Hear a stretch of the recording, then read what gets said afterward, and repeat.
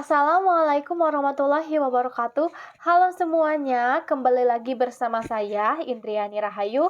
Tentunya kita akan kembali membahas materi sejarah Indonesia.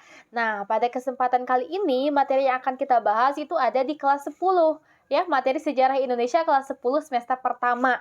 Kita akan bahas materi tentang kehidupan manusia purba dan asal-usul nenek moyang bangsa Indonesia.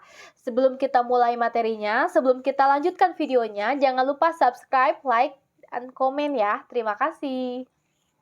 Kita akan bahas asal-usul nenek moyang bangsa Indonesia. Asal-usul nenek moyang bangsa Indonesia. Ada beberapa teori yang mengungkapkan dari manakah asal-usul nenek moyang bangsa Indonesia? Apakah manusianya itu dikirim dari mana, datang dari mana, dan sebagainya kita akan bahas di materi yang akan kita bahas sekarang. Yang pertama, kita akan kemukakan pendapat-pendapat para ahli tentang asal-usul nenek moyang bangsa Indonesia. Ada Dr. Antos Muhammad Ali.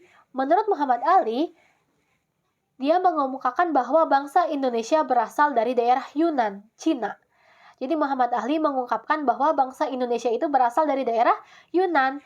Ali mengemukakan bahwa leluhur orang Indonesia itu berasal dari hulu-hulu sungai besar yang terletak di daerah Asia dan mereka berdatangan secara bergelombang. Jadi menurut Muhammad Ali, bangsa Indonesia itu nenek moyangnya itu berasal dari Cina yang datang secara bergelombang atau berurutan datangnya ke daerah di Indonesia. Yang kedua, ada Prof. Dr. Hakern.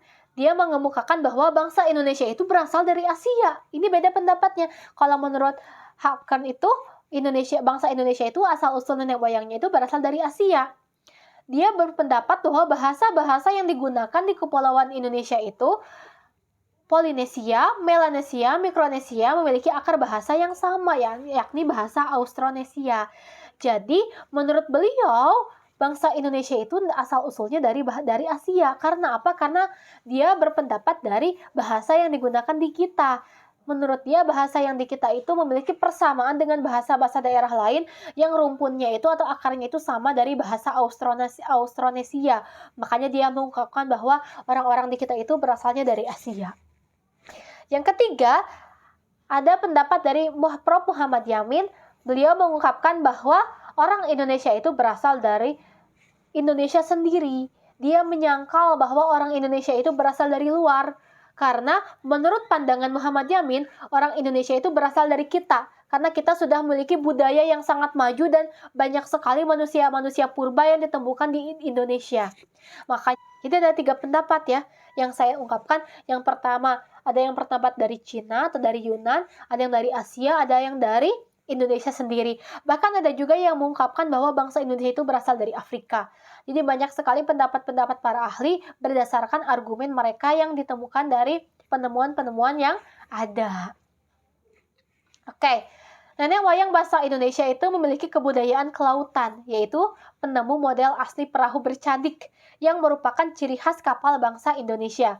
Orang-orang Austronesia yang memasuki wilayah Nusantara dan kemudian menetap disebut bangsa Melayu Indonesia. Mereka inilah yang menjadi nenek moyang langsung dari bangsa Indonesia sekarang. Jadi bangsa Melayu itu dapat dibedakan menjadi 2 suku bangsa. Ada bangsa Proto-Melayu dan bangsa Detro-Melayu. Apa itu Proto-Melayu? Yaitu bangsa Melayu tua. Apa itu Detro-Melayu? Yaitu bangsa Melayu muda. Jadi bangsa Indonesia itu diperkirakan itu berasal dari bangsa Melayu dan datang melalui gelombang yang berbeda. Gelombang pertama manusia yang datang disebut Proto-Melayu. Gelombang selanjutnya disebut Detro-Melayu. Yang pertama, Proto-Melayu. Apa itu Proto-Melayu? Proto-Melayu adalah bangsa Melayu tua, yaitu orang-orang Austronesia dari Asia yang pertama kali datang ke Nusantara. Jadi bangsa Proto-Melayu itu disebut bangsa Melayu tua, yaitu orang Asia yang pertama kali datang ke Indonesia. Bangsa Melayu tua ini datang ke Nusantara itu melalui 2 jalur.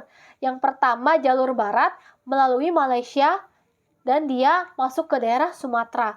Yang kedua ada jalur utara atau timur melalui daerah Filipina lalu dia masuk ke daerah Sulawesi. Nah, bangsa Melayu tua ini memiliki kebudayaan yang lebih tinggi daripada manusia purba. Kebudayaan bangsa Melayu tua disebut kebudayaan batu baru atau batu Neolitikum. Nah, meskipun hampir semua peralatan mereka dari batu, tetapi pembuatannya sudah dihaluskan. Jadi Proto Melayu itu kebudayaannya lebih maju daripada manusia purba.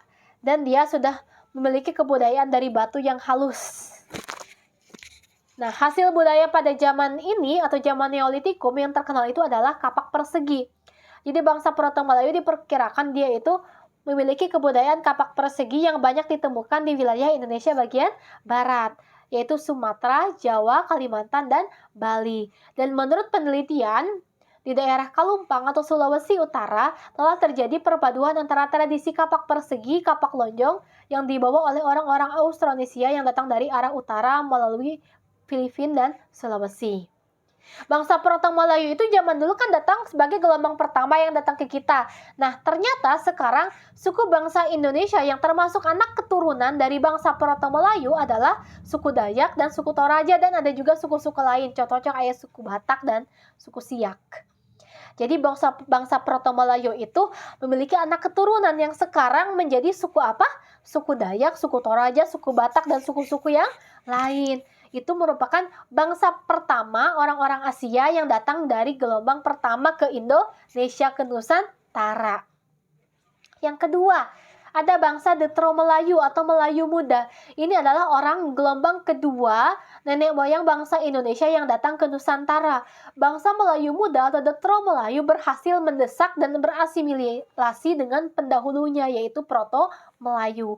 Jadi awalnya yang datang ke kita bangsa Proto Melayu. Lalu bangsa Proto Melayu terdesak oleh bangsa Detro Melayu. Bangsa Detro Melayu ini memasuki wilayah Nusantara melalui jalur barat, yaitu menempuh daerah dari Yunan, Vietnam, semenanjung Malaysia, dan akhirnya sampai di Nusantara. Bangsa Detro Melayu tentunya karena dia datang setelah Proto Melayu, dia memiliki kebudayaan yang lebih maju dibandingkan bangsa Proto Melayu.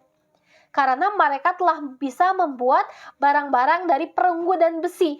Jadi kalau Proto Melayu masih barang-barangnya dari batu, kalau Detro dia sudah bisa membuat dari perunggu dan besi.